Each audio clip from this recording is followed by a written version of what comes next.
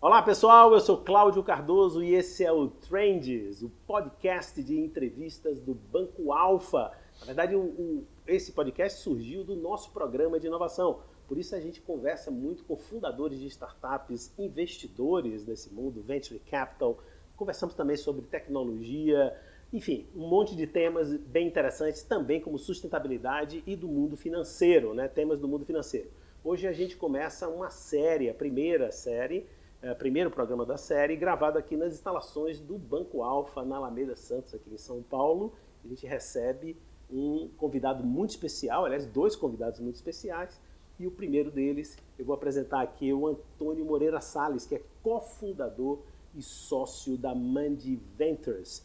Ele é investidor de risco bastante experiente, com um histórico de sucesso nos Estados Unidos, Europa e Brasil. Já realizou investimentos em empresas como a Provive, Tropic Bioscience, HVMN, Good Catch e Quinto Andar. Ele também tem uma trajetória bastante interessante de formação, né? Ele fez um MBA na Stanford Graduate School of Business e acho que vale a pena também mencionar que Antônio vem de uma família tradicional, com uma longa história nas indústrias de alimento, agricultura e café. Trabalhou em Londres no Morgan Stanley e no Santander e na China na General Atlantic por 4 meses. Bom, e atualmente ele também atua como membro do Conselho Consultivo e do Comitê de Tecnologia de uma grande empresa agrícola brasileira. Bom, boas-vindas, Antônio. Muito obrigado. Obrigado, Carlos. Obrigado, Pérez, pelo convite. Obrigado, Banco Alfa. Me pediram para começar explicando o que é a Mandi. Então, basicamente, a Mandi a gente começou em 2019, 2020. O Júlio, que hoje mora na Europa, mais precisamente em Bruxelas, e eu aqui no Brasil. Hoje nós somos um time de 3 pessoas. O Rafa, nosso sócio, também entrou no fim do ano passado, no fim de 2021, dezembro de 2021, e hoje nós temos basicamente 3 empresas no portfólio. A Mandi foca de maneira global em comida e agritech.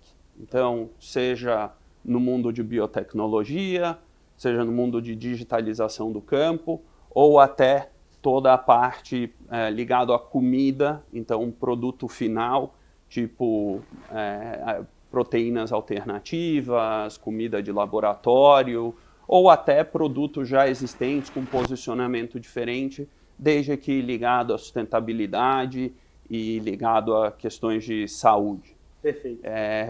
Como eu disse, nós temos uma empresa no Brasil, que é a Tarkin, uma empresa nos Estados Unidos, que é a Farmers Business Network, e uma empresa na Europa, que é a Le Miraculeux, mais precisamente na França. Tá, bacana. Aliás, é um nome bem interessante, os milagrosos, né? Exato. Legal, bem bacana. Eu vou explorar um pouquinho aí para a gente saber o que é que essas empresas fazem também. Bom, eu estou aqui ao lado do Francisco Pérez, exatamente o diretor de novos negócios e ESG do banco. Ele também coordena, ele é responsável pelo programa de inovação, né? Ele coordena o programa Alpha Collab e também cuida de produtos e canais digitais, né? Então, o Pérez está aqui nesse primeiro programa, acho que nada mais conveniente e apropriado para estar aqui nesse programa. Eu começaria puxando o assunto com você, Pérez, para falar um pouco sobre o interesse do Banco Alfa em agronegócio, investimentos nessa área. Eu acho que era bem interessante e a gente aí começa o nosso debate. Tá ok. Bom, primeiro, obrigado, né? A gente já está indo praticamente para o 3º ano, né, do Collab Trends. Esse daqui é o primeiro programa presencial, com a presença aqui ilustre do Antônio, né, que vai enriquecer bastante. E indo direto já aos temas aqui do dia, né? O interesse do Alfa, especificamente no mundo do agro, ele se dá, obviamente, pelo setor financeiro, que tem uma proximidade muito grande com o mundo agro, né? Essa é a base da tese. Entretanto, existe um componente de tecnologia que não era muito associado ao mundo finanças, agro e tecnologia. E a tese do Alpha Collab para o mundo agro é exatamente a gente se conectar ao ecossistema de startups, trazendo essas novas tecnologias, esses novos modelos de negócio para o mundo do agro, acoplado a alguma coisa na cadeia financeira. A gente acredita que essa soma do agro, a tecnologia e o mundo financeiro, ele potencialmente tem um valor gigantesco, né? E aí, quando a gente conversava, né, já aqui passando a palavra para o Antônio, quando a gente falava sobre o mundo lá fora não entende direito o Brasil e muito menos a questão das tecnologias aplicadas ao agro para poder extrair o máximo de valor que a gente tem hoje nesse segmento, né? E daí a tua tese está muito em cima de agro e food tech, né? Alimento e o agro em si, que tem muita proximidade com a tese que a gente desenvolveu dentro do Alpha Collab, né?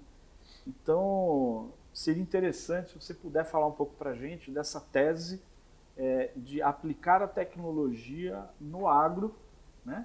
Com esse viés financeiro para destravar valor para uma cadeia gigantesca que nem essa daí.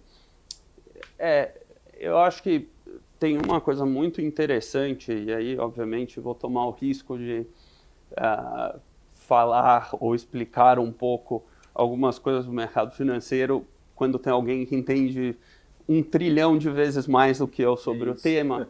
Mas eu acho que tem uma coisa muito curiosa do médio, pequeno fazendeiro que ficou um pouco solto, vamos dizer assim, no atendimento do mercado financeiro. E, obviamente, quando você olha pelo ponto de vista das instituições financeiras, faz todo sentido. Como é que você faz para controlar o que está sendo produzido?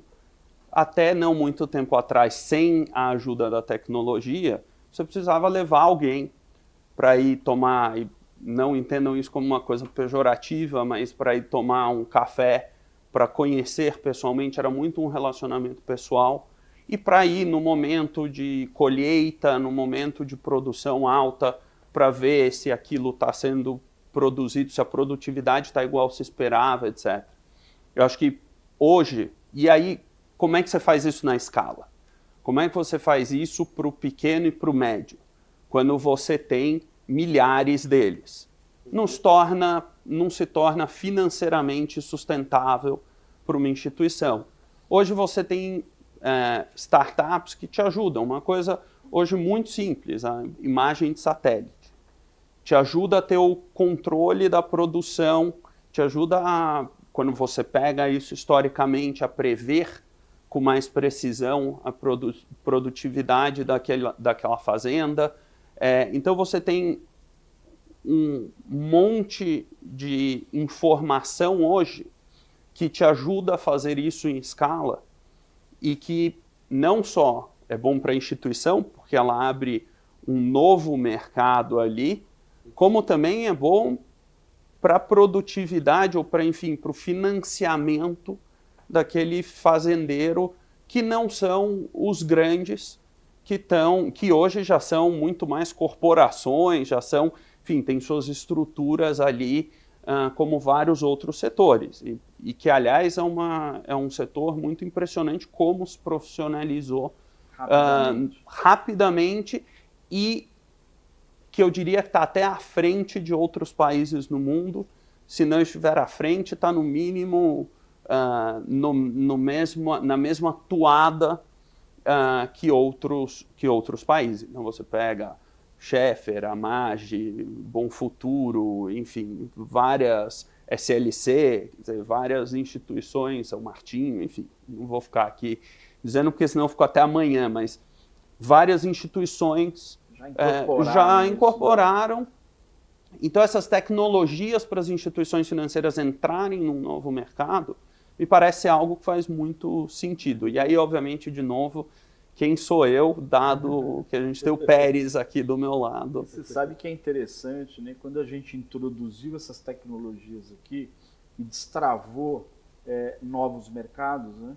A gente conseguiu, a partir de um computador aqui na Alameda Santos, identificar, a partir de tecnologia de satélite, né, retroagindo no tempo, a gente conseguiu olhar se a declaração do determinado produtor que estava pleiteando aqui um crédito, se o que ele disse que ele produziu nos últimos 5 anos era uma realidade ou não, porque a gente tinha essa informação nos cadastros a partir de imagens de anos anteriores de satélite. Então, na largada, você já consegue conceder crédito baseado em informações que não necessariamente vêm do cliente ou do produtor. Você consegue trazer isso daí para a esteira de crédito. E na sequência que você libera o crédito, você consegue acompanhar via tecnologia como está o andamento daquela determinada safra, que eventualmente está inclusive em garantia para alguma operação. Então você consegue fazer hoje absolutamente tudo a partir de um terminal aqui, de um computador na Alameda Santos. E é aí que eu digo que é a tecnologia destravando novos modelos de negócio. Por isso eu sou entusiasta do setor, né, desse segmento. Você não deixa, obviamente, a parte da relação do pessoal não deixa de ser extremamente relevante.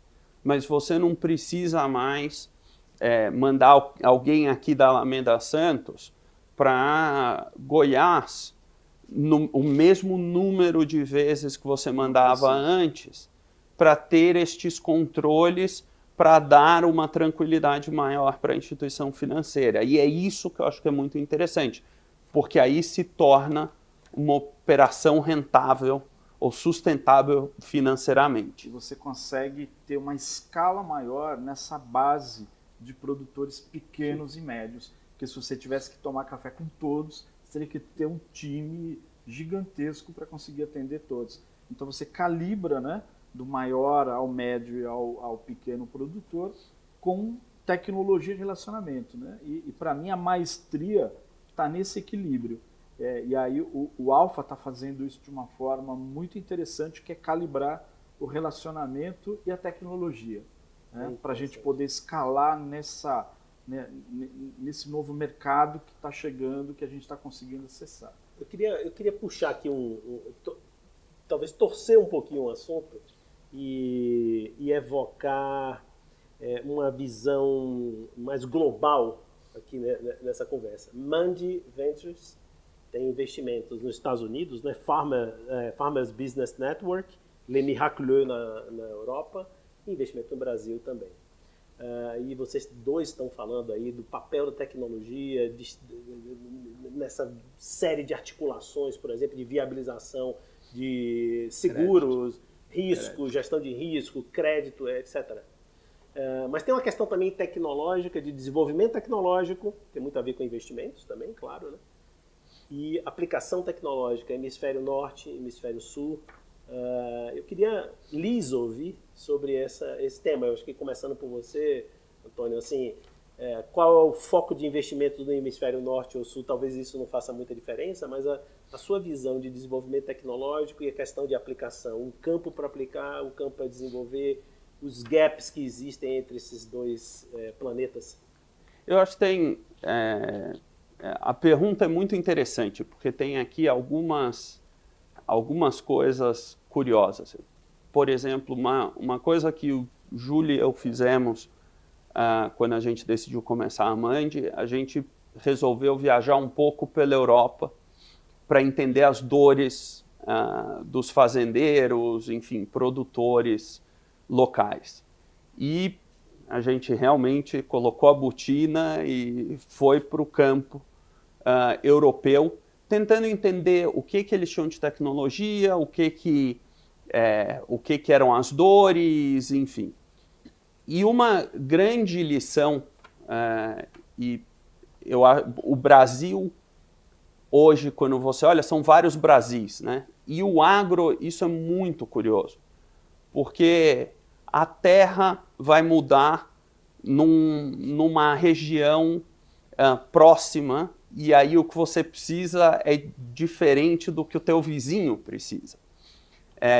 as extensões de terra no Brasil, e a gente não precisa nem ir para Goiás, Mato Grosso, onde aí dependendo, são países ali dentro, mas mesmo no interior de São Paulo, onde a terra, na média, é muito menor do que nesses lugares, quando você começa a olhar aonde choveu, tem muitas fazendas que choveu num canto, não choveu num outro teve granizo, pela extensão. E aí a tecnologia que você precisa num canto é diferente do outro, etc. Então, esse é um desafio quando você resolve olhar o agro de uma maneira global. E eu estou falando em terrenos que você tem uma temperatura muito similar, que você tem uma terra muito similar e o que você precisa é diferente. Ainda assim, é óbvio que tem muita coisa que dá para trazer do hemisfério norte para o Brasil e tem muita coisa que a gente acha que dá para levar do Brasil / hemisfério sul para o hemisfério norte ou para outros países. E eu acho que Israel é um bom exemplo. Israel desenvolveu tecnologias que hoje estão mundo afora. Uma das principais é a Netafim, que é de irrigação. E é um dos principais, ou é o pai de gotejamento. Foi uma empresa recentemente tem alguns anos, comprado pela Mexican, que é uma gigante mexicana. Então, respondendo de maneira um pouco mais objetiva a sua pergunta, quando a gente está olhando uma empresa versus a outra que a gente está olhando, o potencial global. A gente não tem muito isso, eu vou investir nessa porque eu consigo trazer para o Brasil depois, ou eu vou investir nessa porque depois eu consigo levar para fora, mas sim, de alguma maneira, entre aspas, é claro que é um pouco mais complexo do que isso, mas eu estou olhando a empresa A e a empresa B, aonde estão as oportunidades, como é que dentro do meu portfólio elas complementam alguma coisa que eu já tenha. Então tem 1000 variáveis. Mas a gente acredita muito que tem coisa que dá para levar do Brasil para fora. E uma coisa que eu acho que é importante falar, não é só pela questão de custo, porque é claro, quando a gente está falando que a gente está produzindo em real e vendendo em dólar ou vendendo em euro ou qualquer que seja a moeda, se for uma moeda forte, é claro que tem uma vantagem competitiva aqui, é claro que a gente olha isso, não vou ser aqui piegas ou mentiroso e não dizer que a gente olha, é óbvio, mas não é só isso. Porque uma empresa fora, se conseguir desenvolver uma tecnologia mais barata, acabou essa vantagem. Mas a gente acredita que tem tecnologias que a gente consiga passar fronteiras, vamos dizer assim, levar e trazer. E para mim esse é o ponto, né? Acho que você tocou agora, né? Tecnologias que ultrapassam as fronteiras. O setor agro tem esse desafio lançado globalmente e o Brasil, eu vejo ele hoje com um potencial muitíssimo maior do que está aí presente hoje. Né? Quando o Brasil começar a olhar tecnologia global, e a gente aqui é um campo de prova para novas tecnologias do setor de agro e alimentos. Para mim tem um valor a ser destravado gigantesco quando a gente começar a trabalhar mais em ecossistema global. Né? Na medida que você tiver mais compartilhamento de áreas disponíveis para aplicar e testar, fazer provas de conceito de novas tecnologias e também essas novas tecnologias mais dispostas a participarem do jogo nacional aqui da produção, quando a gente tiver essa troca mais equilibrada, minha opinião, a gente vai destravar um valor para o agro assim, gigantesco. E a gente aposta muito nessa tese. Você citou o caso de Israel, e Israel é um exemplo para destravar setores a partir de tecnologia desenvolvida num país que não consegue aplicar. Né? A gente tem o caso clássico do Waze, né, que foi desenvolvido em Israel e aplicado fora, e foi onde ele escalou de uma forma gigantesca. Né? E para o agro, eu acredito, agro e alimentos, eu acho que vai acontecer a mesma coisa, seguir o mesmo caminho, e aí tem uma oportunidade para a gente destravar valor para o Brasil como um todo. Né? E tem uma coisa que é curioso no que você falou, que é, você pega produtores aqui, de novo, vamos ali, Goiás, Mato Grosso, você tem produtores de 20, 30, 50 mil hectares. Que quando você fala, na Europa, até mais que nos Estados Unidos, mas mesmo nos Estados Unidos, as pessoas arregalam o olho e falam, não, você errou o número. Você errou o número, isso aqui não é possível. Isso é a Bélgica. Né? Isso aí não é possível. Isso é a Bélgica. E aí, quando a gente pensa, o produtor tem que tomar muito cuidado, porque quando você pensa que ele tem a safra e a safrinha, e tudo bem, dependendo do que a gente estiver falando aqui, a safrinha já está virando quase a safra, então ele está quase tendo 2 safras, mas se você tem uma tecnologia que fala para ele caminhar numa direção e aquilo está errado, ele perdeu 1 ano. E a margem é apertada. É claro que aqui eu estou falando num controle, um momento de controle e pressão normal. A margem dele é apertada, ele perdeu 1 ano, ele perdeu um fluxo de caixa e ele pode acabar se atrapalhando. Então ele tem que ser cuidadoso. Então é óbvio que ele não vai chegar e te entregar os 20 mil hectares dele, os 50 mil hectares. Ele vai testar num lugar pequeno. Agora, dependendo, o que você está testando é um fazendeiro normal, se não para grande, da Europa e talvez até dos Estados Unidos. Então, essa escala que se formou no Brasil é uma coisa muito interessante. Vamos pensar, tem produtor com 500 mil hectares, tem produtor com 600 mil hectares. Se ele te dá 1% da área dele, que é nada, ele te deu área muito maior do que muita terra mundo afora para você fazer uma prova de conceito.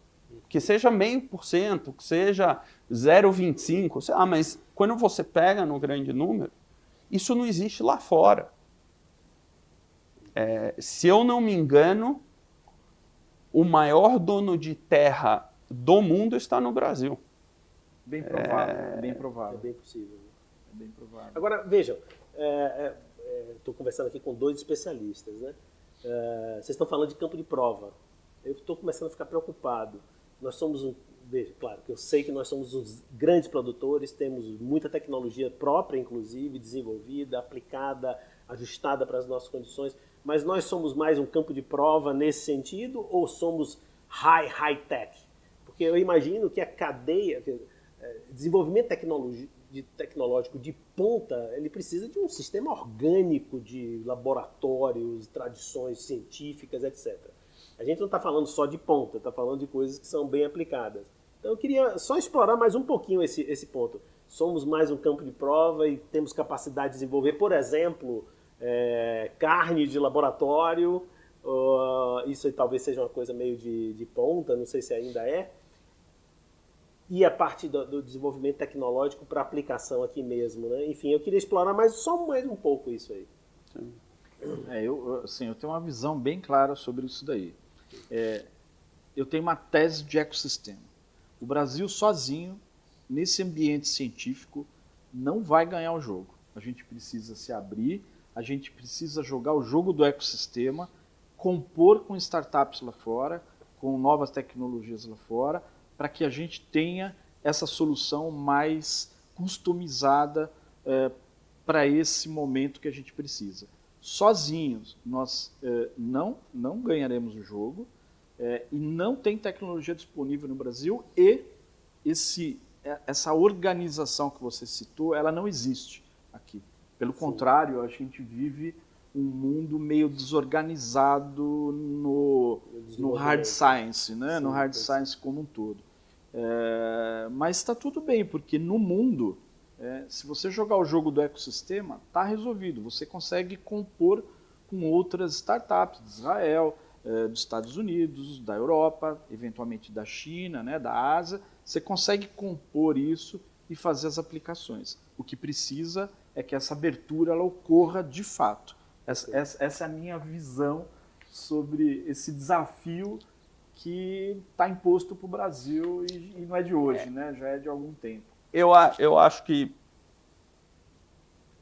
você estava falando, por exemplo, carne de laboratório. Eu acho este setor mais difícil. Tá. Este específico mais difícil da gente ter no Brasil. Aí eu concordo com o Pérez que quem são os maiores produtores de carne, enfim, seja bovino, seja ave, seja, enfim, suíno, são brasileiros. Então, e eu não acho que as duas indústrias vão andar sozinhas para frente.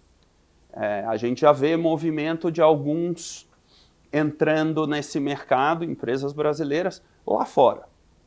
E entrando em startups. Então, alguma coisa eles estão vendo.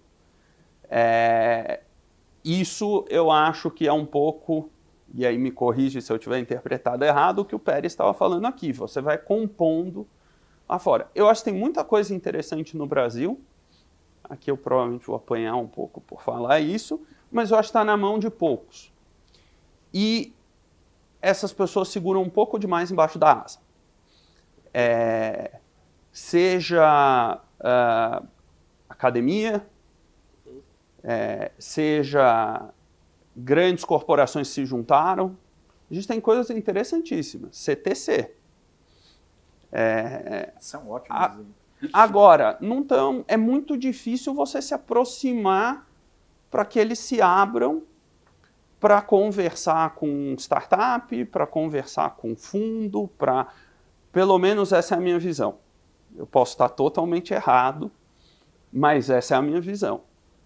Lá fora é curioso, porque por mais que eu seja brasileiro, por mais que, enfim, eu tenha uma relação histórica com agro, como a gente conversava, meu avô, o primeiro trabalho dele foi com café, meu pai, o primeiro trabalho dele foi tocando uma operação agrícola, quer dizer, tem uma história aí. É muito mais difícil. Eu conheço muita gente da Exalc, eu tenho dificuldade de entrar na Exalc. Agora, lá fora, eu mando um e-mail para uma faculdade e, sendo muito sincero, eles não têm noção quem é. Eles me respondem no mesmo dia, e isso é um caso verídico, onde eu mandei um e-mail para uma faculdade, eu vou estar na tua região, queria muito te visitar. Eu cheguei, fui conversar com uma pessoa cuja função dele era fazer o meio-campo entre a startup e investidores. Nossa, é outro e ele abriu para mim a lista de startups que ele tinha lá, falou, com quem que você quer conversar? Nossa. E chamava na sala. Essa é a tese do ecossistema na prática, né? Ela está lá, tem gente, inclusive, para gerir essas relações. Esse mundo, né? Exato. É muito. Isso no Brasil, eu sinto um pouco de dificuldade. Mas temos potencial. Eu não acho que a gente é só um campo de teste. Sim. Mas eu acho que a gente tem que destravar muitas coisas para conseguir virar isso. Se a gente ficar nessa de, isso aqui é meu, vou deixar embaixo do meu braço... Não vai funcionar. Não vai funcionar. Não muito tempo atrás, eu estava conversando com uma pessoa que veio me falar, falou, quando a gente estava tendo essa conversa sobre academia, e não é alguém pequeno, ele falou, nossa, Antônio, você me falando isso, eu comecei a entender algumas coisas. E a pessoa virou para mim, eu quase caí da cadeira, virou para mim e falou assim, sabe que eu tento falar com a academia e eu tenho dificuldade, de novo, eu estou falando de alguém muito respeitado no setor, só que uma semana, 2 semanas atrás, veio uma pessoa da NASA conversar comigo, olha isso, querendo saber se eu não queria pegar minha tecnologia e levar para a NASA. E aqui a gente não consegue nem ser recebido. Não consegue entrar na academia direito. Sério, terrível. Agora, não sei se vocês já tematizaram o que eu vou puxar aqui agora. Já está implícito quase. Mas eu acho que para a nossa audiência é importante, e até para mim mesmo entender, qual o lugar e o papel de startups nesse mundo? Qual a dimensão e a importância que é startup? Eu acho que é uma pergunta não óbvia, que dizer, Cláudio, startups apontam para o futuro, elas têm um papel de risco, como o próprio nome diz, de venture. Mas hoje no cenário da agricultura, especialmente agricultura e alimentos, qual o lugar e o destaque ou a função e a importância que tem o cenário de startups nesse mundo? Bom, essa resposta ela é relativamente simples, né? As startups têm como premissa que elas são organizações ágeis, dispostas a errar, acertar, corrigir rumo muito rápido e compor diversas tecnologias especializadas, cada caso é um caso. Então, você não consegue hoje, numa corporação, ou mesmo numa média empresa, desenvolver todas essas tecnologias com essa cultura rápida, ágil e, principalmente, dispostas a errar, corrigir, errar, corrigir. Então, a somatória destas diversas pequenas empresas, né, são as startups, fazendo esse movimento, esse ciclo de desenvolvimento tecnológico, é fundamental. Se você não tiver acesso a esse desenvolvimento, vamos chamar de descentralizado, né, especializado em cada um no seu ponto, para depois você somar tudo isso daí e sair com soluções robustas, você vai demorar muito tempo, né? Já tem algumas indústrias que trabalham nesse formato há muitos anos, como a indústria farmacêutica, né? No desenvolvimento de moléculas, né? Tem gente no mundo inteiro estudando e desenvolvendo novas moléculas, e eles vão capturando aquilo que está mais adiantado e vai lançando a mercado. Ela sozinha já diminuiu muito o seu desenvolvimento interno. Então, o papel das startups, para mim, é fundamental. Sem elas, a gente não teria essa curva de inovação que nós temos hoje no mundo. Tão simples quanto isso.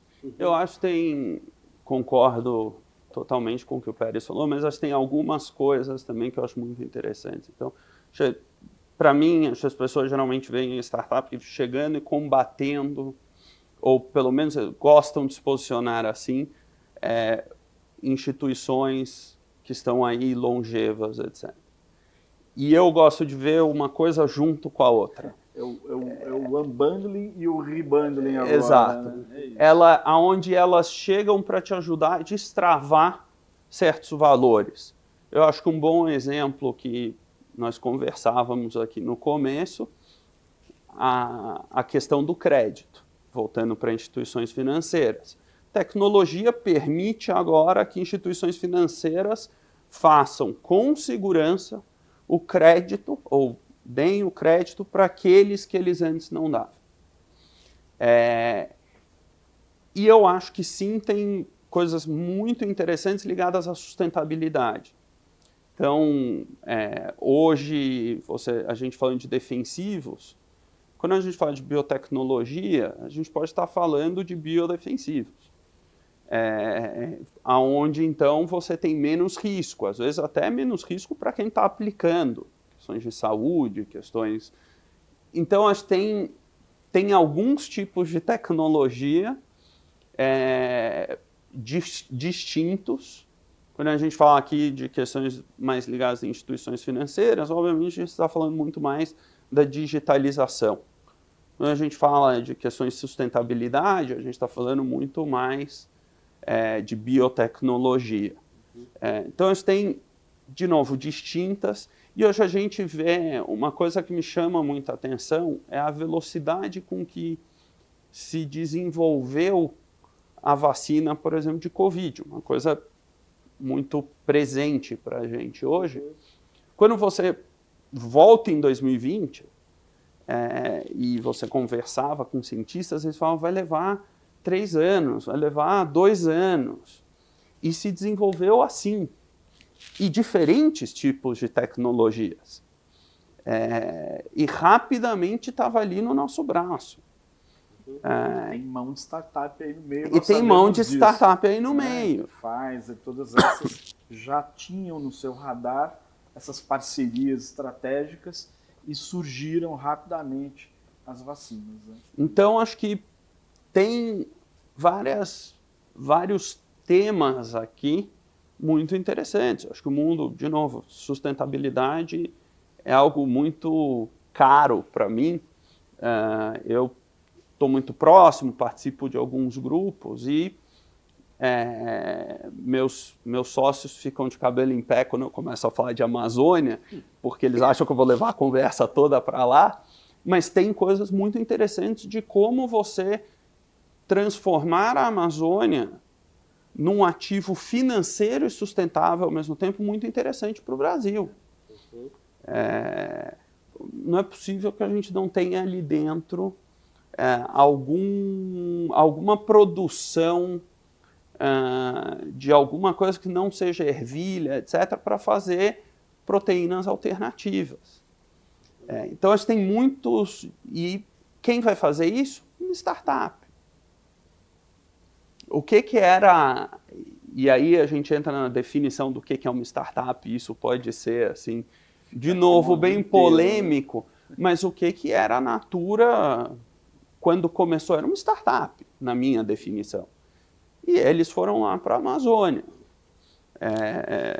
Então, tem coisas muito interessantes em diferentes temas aqui para falar o que é o papel. E um dia essas startups vão ser companhias estabelecidas e vão surgir outras empresas que vão começar também a ajudar essas startups a fazerem algo diferente. Só que aí tem um ponto interessante, né? Quando essas startups começam a ter um tamanho significativo e elas já trazem consigo a cultura do ecossistema, a gente observa que essas empresas já trazem o ecossistema junto.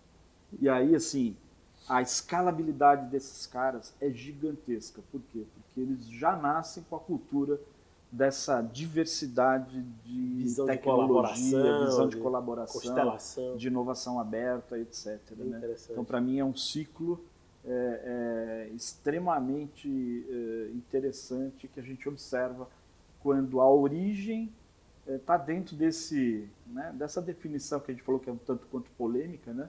Mas ela está nessa origem, na essência, lá no seu DNA.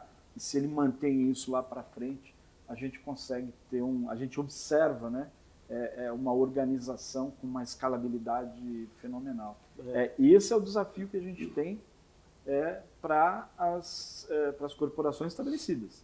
É mudar a cultura para realmente colocar no dia a dia esse DNA de inovação aberta, trazer as startups, aceitar que essas tecnologias se incorporem no dia a dia, que é o movimento do unbundling, né, que a gente, né, o unbundling, o rebundling agora, né, todo mundo agora está entendendo, né, o jogo da colaboração e da composição. Então eu sou bem otimista em relação a essa tese, né, que ela tá só no início da curva, né. Bom, final de ano, Pérez Antônio, final de 2022, nosso primeiro programa aqui gravado presencialmente aqui na sede do Alfa, perspectivas. Então eu vou fazer uma pequena provocação aqui para você, Pérez, depois para você, Antônio, porque o tempo corre, essa conversa aqui. Eu gostaria que vocês ficassem aqui depois comigo até umas 10 da noite para eu aprender com vocês. Pérez, eu vou passar a bola, assim, e vocês dois fiquem à vontade para falar de 2022, 2023 pelo menos, né? Que ninguém tem bola de cristal. Mas, Pérez, vou passar a bola aqui de sua visão, se você puder fazer um pequeno balanço desse cenário que nós estamos falando aqui. Agricultura, alimentos, startups, desenvolvimento tecnológico nessa área, investimentos, naturalmente, venture capital nesse mundo. E, Antônio, você já fica aí com a bola quase da previsão, né? Que é o mais difícil, né? Ou pelo menos perspectiva. É o nome do nosso programa, Trends, né? Então, tendências, perspectivas. Pérez, a bola está contigo. Como é que você acha que foi esse ano aí para esse cenário? Desculpe me prolongar um pouco. Um ano difícil, assim, no geral, para o venture capital no mundo inteiro, menos liquidez, mas comenta aí para a gente. A gente começou o ano com esse viés, né, mudança de liquidez, de valuation das startups.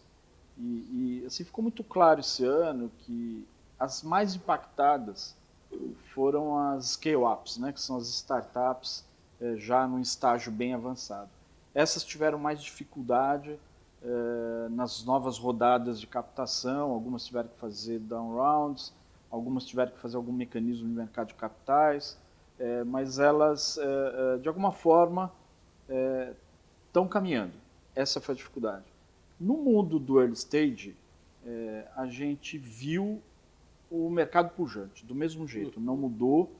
O que mudou, obviamente, é a disposição, né, a liquidez, obviamente, de investir em capital de risco versus o mercado que se apresenta com os juros, etc., que começa a ter uma equação um pouco diferente, né? O investidor hoje olha e fala, bom, eu tenho aqui uma oportunidade em juros, né? Qualquer que sejam as aplicações em juros, versus o capital de risco, que como é que é o risco-retorno, e aí houve um desbalanceamento.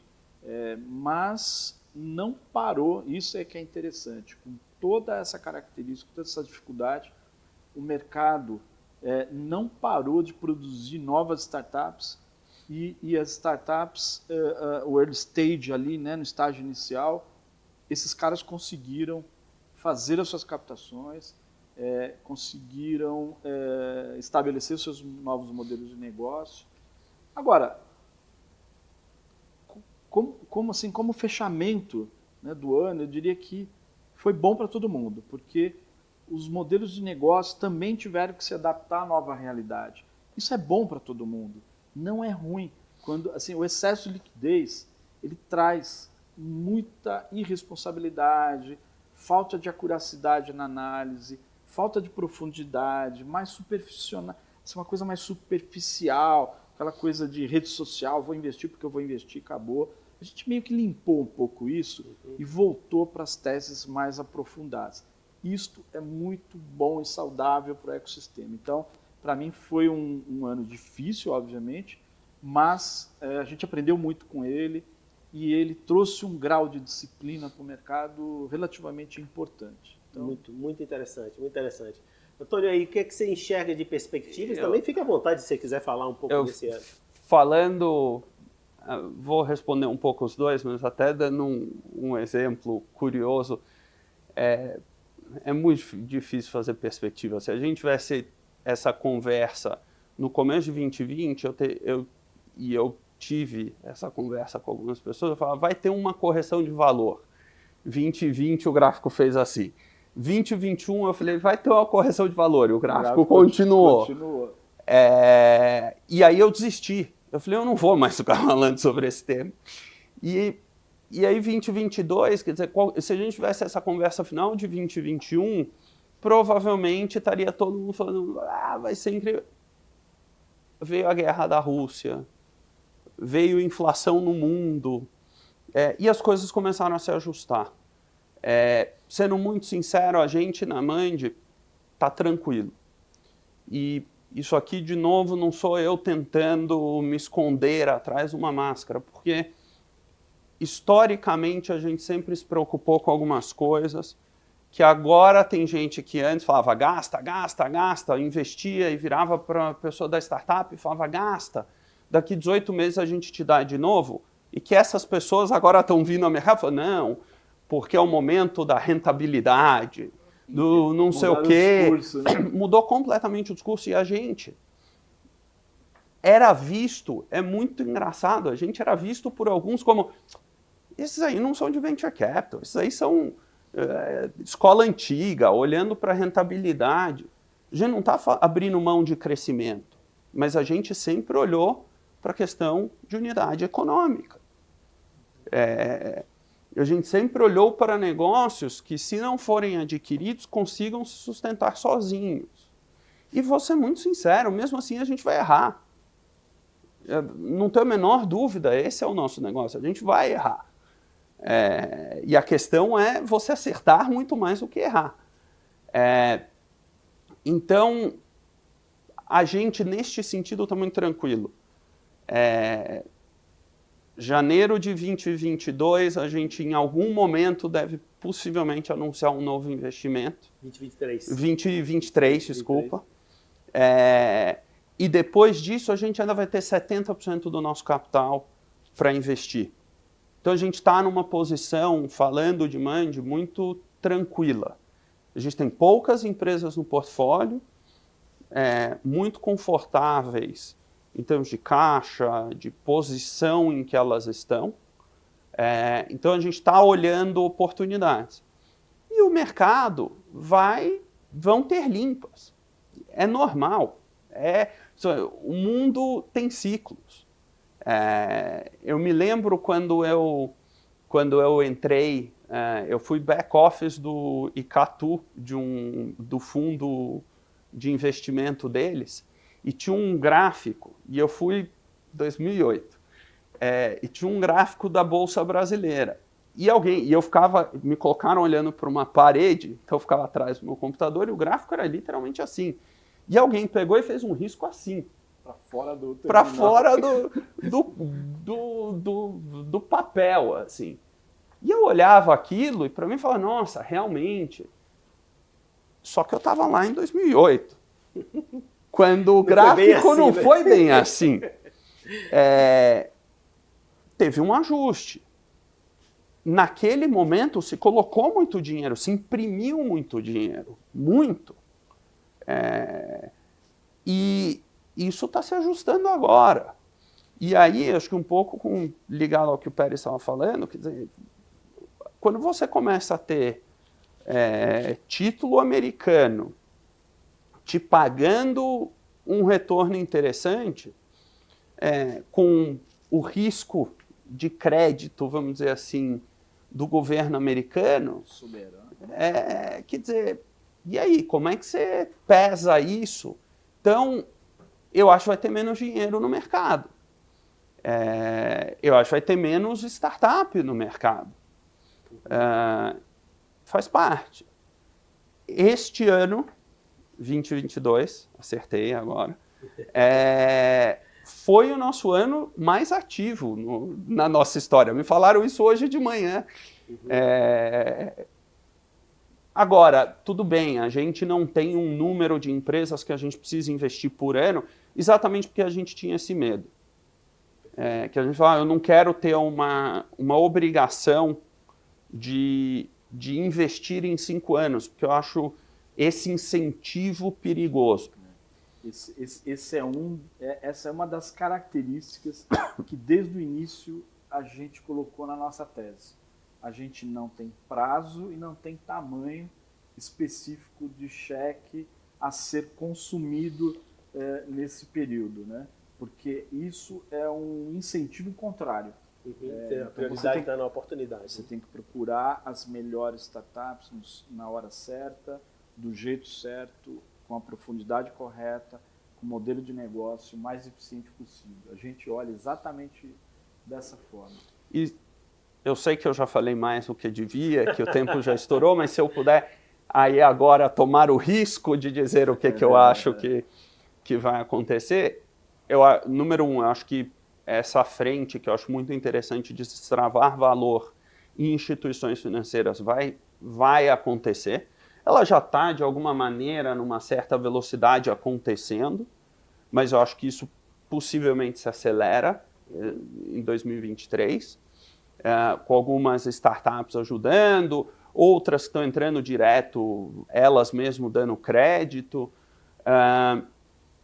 E eu acho que o tema sustentabilidade / segurança alimentar vai ser muito forte. A gente já vê um movimento na Europa em relação a isso. A gente sabe que esses movimentos tendem a começar na Europa. As pessoas falam que vai para os Estados Unidos, eu brinco e falo, não, ele voa, passa por cima dos Estados Unidos inteiro e vai parar ali, Califórnia, etc. E aí vem tomando os Estados Unidos.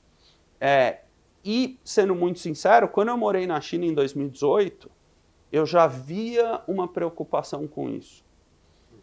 Você já via o governo chinês dando incentivos, por exemplo, para carro elétrico. Era muito mais, o teu custo era muito mais penoso você comprar um carro a gasolina do que um carro elétrico. Então, você já vê o mundo, possivelmente até agora, cada um fazendo isso de maneira um pouco mais separada. Eu acho que isso vai se acelerar. E para o Brasil vai ser muito importante. Porque, seja por uma estratégia mercadológica, seja porque de fato acontece, eles vão pegar na questão de desmatamento. E aí a tecnologia entra para te ajudar a controlar desmatamento, ajudar a controlar APP, ajudar a dar crédito para quem cuida bem dos animais, para quem não está invadindo área protegida. Então, eu acho que tecnologias ligadas ao tema de sustentabilidade